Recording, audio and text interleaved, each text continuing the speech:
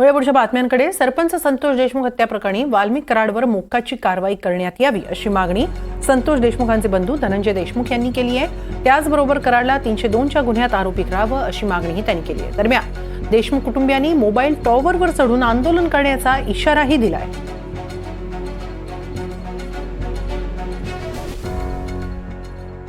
खंडणी आणि खून प्रकरणातला कनेक्शन जे आहे त्याचा सीआयडीने दावा केलेला होता. तुम्ही सुनावणी दरम्यान ते बघितलेलं आहे सगळ्यांबरोबर. मग विशिष्ट आरोपी त्याच्यातनं बाहेर काढला जातोय, त्याला खुनाच्या आरोपात येत नाही, मोका लागत नाही, तर मग न्याय कशासाठी मागायचा. माझी भूमिका स्पष्ट करतोय की मी उद्या टेलिफोनचं टावर आहे त्या टावरवर जाऊन आंदोलन करणार आहे. माझ्या मागण्या जोपर्यंत मान्य होत नाहीत, माझ्या मागण्या मान्यच करावं लागते. आरोपीला सगळ्या खंडणी ते